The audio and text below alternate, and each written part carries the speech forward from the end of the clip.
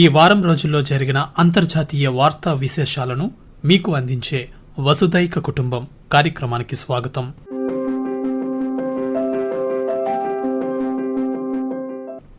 America అధ్యక్షుడు Donald Trump 2 రోజుల పాటు చైనాలో పర్యటించారు. గురువారం చైనా చేరుకున్న డొనాల్డ్ ట్రంప్కు ఆ దేశ అధ్యక్షుడు షీ జిన్పింగ్ స్వాగతం పలికారు. పర్యటనలో భాగంగా డొనాల్డ్ ట్రంప్ షీ జిన్పింగ్ బృందంతో చర్చలు జరిపారు. ఈ చర్చల ఫలితంగా అనేక విభిన్న సమస్యలు పరిష్కారమయ్యాయని ట్రంప్ పేర్కొన్నారు. అమెరికా చమురును కొనమని షీ జిన్పింగ్ కు చెప్పానని, అందుకు ఆయన సానుకూలంగానే స్పందించారని తెలిపారు. 200 బోయింగ్ విమానాలకు ఆర్డర్లు ఇచ్చేందుకు చైనా అంగీకరించిందని, అలాగే అమెరికా వ్యవసాయ ఉత్పత్తులను కొనేందుకు చైనా సిద్ధంగా ఉందని ట్రంప్ పేర్కొన్నారు. ఈ పర్యటన సందర్భంగా ఇరు పక్షాలు ద్వైపాక్షిక సంబంధాలు, వాణిజ్యం, ఇరాన్ అమెరికా ఉద్రిక్తతలపై కూడా చర్చలు జరిపినట్లు తెలిపారు.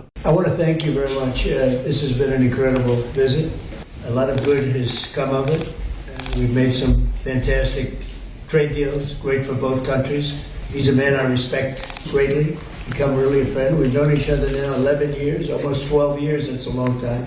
And we've settled a lot of different problems that other people wouldn't have been able to settle. And the relationship is a very strong one. We've really done some wonderful things, I believe. We did discuss Iran. We feel very similar to Iran. We want that to end. Iran అణ్వాయుధాలు పొందకుండా నిరోధించడం, వ్యూహాత్మక సముద్ర మార్గమైన Hormuz జలసంధిని తెరిచి ఉంచడంపై Xi Jinping తాను చర్చించామని, ఈ విషయంలో ఇద్దరి అభిప్రాయాలు ఒకేలా ఉన్నాయని ట్రంప్ వెల్లడించారు. ట్రంప్ పర్యటనపై చైనా విదేశాంగ మంత్రిత్వ శాఖ ఒక ప్రకటన విడుదల చేసింది. ఇరు దేశ అధినేతలు ప్రధాన ద్వైపాక్షిక ప్రపంచ సమస్యలపై లోతైన చర్చలు జరిపారని, ఒక ఉమ్మడి అవగాహనకు వచ్చారని ఆ ప్రకటనలో తెలిపింది. రానున్న 2-3 ఏళ్లలో చైనా అమెరికా సంబంధాలకు వ్యూహాత్మక మార్గదర్శకత్వాన్ని అందించడానికి, ఇరు దేశాల మధ్య సుస్థిర అభివృద్ధిని ప్రోత్సహించడానికి ఒక నిర్మాణాత్మకమైన చైనా అమెరికా సంబంధాన్ని నిర్మించాలనే ప్రతిపాదనను ఇరువురు నాయకులు అంగీకరించారని ఆ ప్రకటనలో పేర్కొంది. పశ్చిమాసియాలో కొనసాగుతున్న ప్రాంతీయ ఉద్రిక్తతలను ఎదుర్కోవడానికి గౌరవంతో కూడిన అధికారిక చర్చలతో పాటు ఇరాన్కు అనేక మార్గాలున్నాయని ఆ దేశ అధ్యక్షుడు మసూద్ పెజెష్కియాన్ అన్నారు. అమెరికా తన ఏకపక్ష వైఖరిని వీడి ఇరాన్ చట్టబద్ధమైన డిమాండ్లను అంగీకరించాలని కోరారు. ఇందులో యుద్ధాన్ని ముగించడం, దిగ్బంధాలను ఎత్తివేయడం, సముద్రపు దోపిడీని అరికట్టడం, స్తంభింపచేసిన ఇరాన్ ఆస్తులను విడుదల చేయడం వంటివి ఉన్నాయని తెలిపారు. ఫరాజ్ పోలీస్ దళం కమాండర్ ఇన్ చీఫ్ సీనియర్ కమాండర్ల బృందంతో జరిగిన సమావేశంలో పెజెష్కియాన్ ఈ వ్యాఖ్యలు చేశారు. అయితే ఇరాన్ శాంతి ప్రతిపాదనలు ఆమోదయోగ్యం కాదని డొనాల్డ్ ట్రంప్ తీవ్ర అసంతృప్తి వ్యక్తం చేశారు. ఇరాన్ యురేనియం శుద్ధి నిలిపివేయాల్సిందేనని మరోసారి ఉద్ఘాటించారు. ఇరాన్ ప్రతిపాదనలపై ఇజ్రాయెల్ ప్రధానమంత్రి బెంజమిన్ నెతన్యాహుతో మాట్లాడినట్లు ట్రంప్ వెల్లడించారు. తమ మధ్య మంచి సంబంధాలు ఉన్నాయని, చాలా సానుకూలంగా ఈ చర్చ జరిగిందని తెలిపారు. అయితే ఇరాన్తో చర్చలు తన పరిధిలోనే జరుగుతున్నాయని, ఇతరుల జోక్యం ఉండదని ట్రంప్ స్పష్టం చేశారు. లెబనాన్ రాజధాని బీరూట్లో ఇజ్రాయెల్ దళాలు డ్రోన్ దాడులు చేశాయి. ఈ దాడుల్లో 8 మంది ప్రాణాలు కోల్పోయారని లెబనీస్ ఆరోగ్య మంత్రిత్వ శాఖ ఒక ప్రకటనలో తెలిపింది. దక్షిణ లెబనాన్లోని 6 గ్రామాల నివాసితులను ఖాళీ చేయమని హెచ్చరించిన కొన్ని గంటల్లోనే ఆ ప్రాంతాల్లో ఇరాన్ మద్దతు గల సాయుధ సంస్థ హిజ్బుల్లాకు చెందిన మౌలిక సదుపాయాలను లక్ష్యంగా చేసుకుని ఇజ్రాయెల్ సైన్యం దాడులు చేస్తుంది.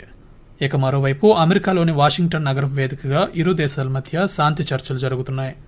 రష్యాలో గత శనివారం జరిగిన విక్టరీ డే పెరేడ్ అనంతరం ఆ దేశ అధ్యక్షుడు వ్లాదిమిర్ పుతిన్ పశ్చిమాసియాలో అమెరికా ఇరాన్ మధ్య కొనసాగుతున్న ఉద్రిక్తతలపై కీలక వ్యాఖ్యలు చేశారు. ఈ ఘర్షణను అత్యంత క్లిష్టమైనదిగా ఆయన అభివర్ణించారు. రష్యాకు ఇరాన్తో పాటు పర్షియన్ గల్ఫ్ దేశాలతో కూడా మంచి సంబంధాలు ఉన్నాయని, ఈ పరిస్థితులు తమకు కూడా చాలా సంక్లిష్టంగా మారాయన్నారు. ఇరు పక్షాలతో సంప్రదింపులు కొనసాగిస్తున్నామని, ఈ ఘర్షణ త్వరగా ముగుస్తుందని ఆశిస్తున్నానని చెప్పారు. ఇరాన్ అణ్వాయుధాల తయారీ కోసం ప్రయత్నిస్తున్నట్లు ఎలాంటి ఆధారాలు లేవని పుతిన్ స్పష్టం చేశారు. అలాంటి ప్రయత్నాలు చేస్తున్నట్లు తాము ఎప్పుడూ చెప్పలేదని పేర్కొన్నారు. ఇరాన్ శాంతియుత అణుశక్తి కార్యక్రమాలకే పరిమితమవుతుందనే నమ్మకం తమకుందన్నారు. ఇక యుక్రెయిన్తో కొనసాగుతున్న యుద్ధం ముగింపు దశకు చేరుకుందని పుతిన్ తెలిపారు. ఈ యుద్ధానికి పాశ్చాత్య దేశాలే కారణమని ఆరోపించారు. ఆయా దేశాల భౌగోళిక రాజకీయ లక్ష్యాల కోసం పాశ్చాత్య దేశాలు ఉక్రెయిన్ను సాధనంగా ఉపయోగించుకున్నాయని విమర్శించారు.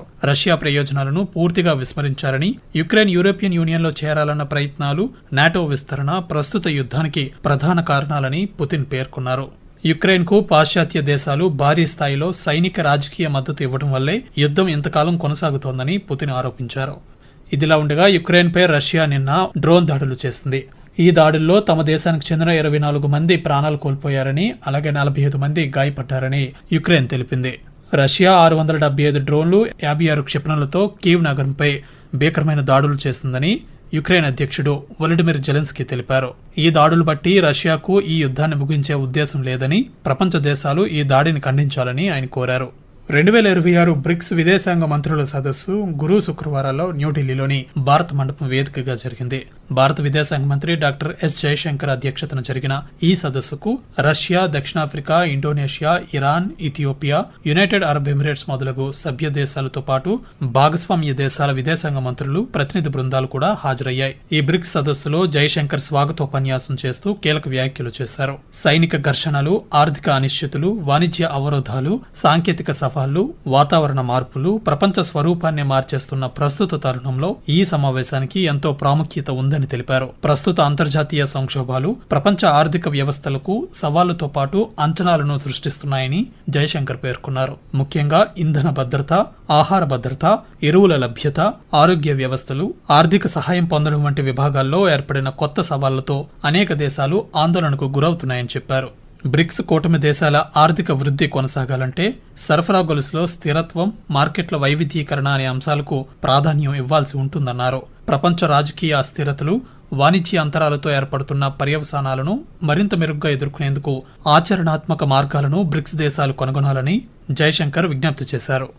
We meet at a time of considerable flux in international relations, ongoing conflicts, economic uncertainties, and challenges in trade and technology and climate are shaping the global landscape. There is a growing expectation, particularly from emerging markets and developing countries, that BRICS will play a constructive and stabilizing role. In this background, our discussions today are an opportunity to reflect on global and regional developments and to consider practical ways to strengthen our cooperation. ప్రస్తుతం సైనిక సంఘర్షణలకు పాల్పడుతున్న దేశాలు శాంతి చర్చలకు అధిక ప్రాధాన్యం ఇవ్వాల్సిన అవసరం ఉందన్నారు. ప్రపంచంలో శాంతి భద్రతల పరిరక్షణ జరగాలని, అదే సమయంలో ఉగ్రవాదానికి వ్యతిరేకంగా సహకారాన్ని బలోపేతం చేసుకోవడంపై కూడా బ్రిక్స్ దేశాలన్నింటికీ అమితమైన ఆసక్తి ఉందన్నారు.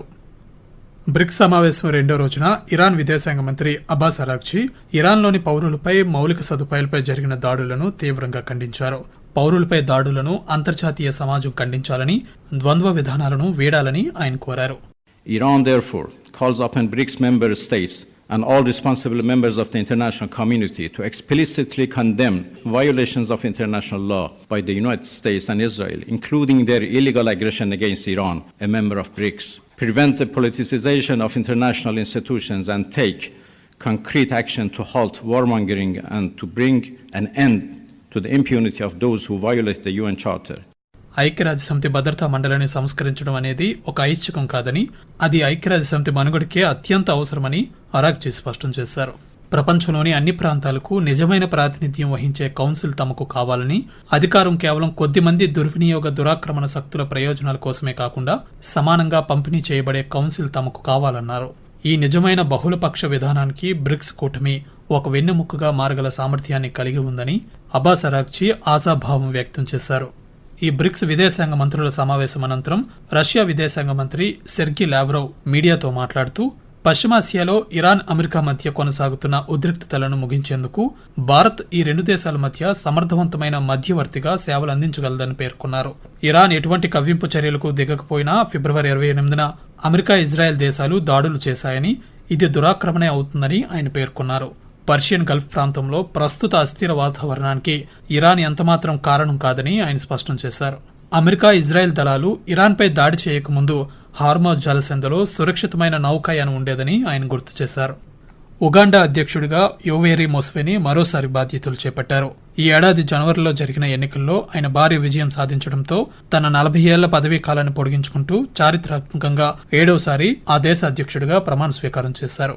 ఆఫ్రికాలో అత్యధిక కాలం పనిచేసిన నాయకుల్లో ఒకరైన ముసెవేని మంగళవారం ఉగాండా రాజధాని కంపాలాలోని కొలోలో ఇండిపెండెన్స్ గ్రౌండ్స్ లో జరిగిన కార్యక్రమంలో ప్రమాణ స్వీకారం చేశారు. డెమోక్రటిక్ రిపబ్లిక్ ఆఫ్ కాంగో ఈశాన్య ప్రాంతంలో ప్రబలిన ఎబోలా వైరస్ కారణంగా 65 మంది ప్రాణాలు కోల్పోగా 100 మందికి ఇది సోకింది. దీంతో ఈ వ్యాధి సరిహద్దులు దాటి వ్యాపించవచ్చనే ఆందోళనలు తలెత్తాయి. సుమారు 246 మందికి ఎబోలా సోకినట్లు అనుమానిస్తున్నారని, ఈ పరిస్థితిని ఎదుర్కొనేందుకు ప్రాంతీయ ఆరోగ్య అధికారులు నిన్న అత్యవసర సమావేశం నిర్వహించారని Africa Centres for Disease Control and Prevention తెలిపాయి.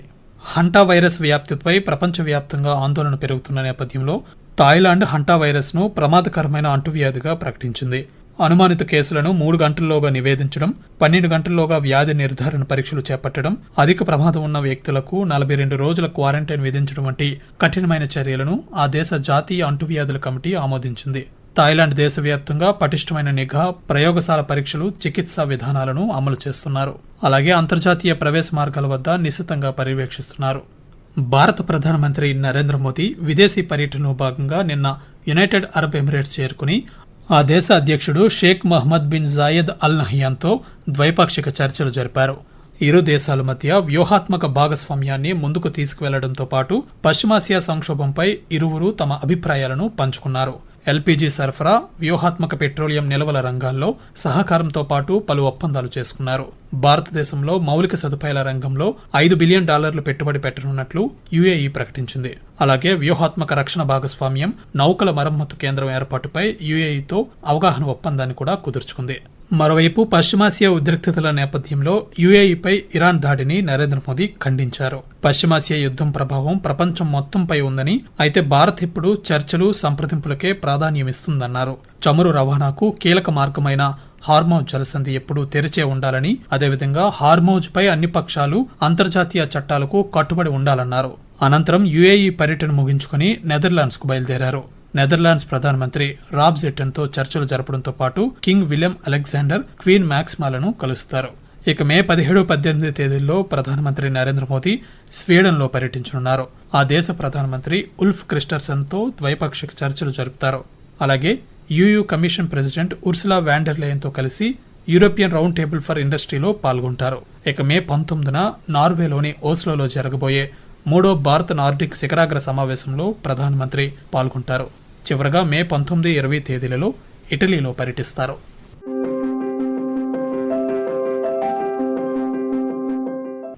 ఇప్పటి వరకు మీరు ఈ వారం రోజుల్లో జరిగిన అంతర్జాతీయ వార్తా విశేషాలను మీకు అందించే వసుదైక కుటుంబం కార్యక్రమాన్ని విన్నారు. రచన, వ్యాఖ్యానం డివి సత్యనారాయణ. సమర్పణ ప్రాంతీయ వార్తా విభాగం, ఆకాశవాణి విశాఖపట్నం కేంద్రం. వెలువడింది ఆకాశవాణి విజయవాడ కేంద్రం నుండి.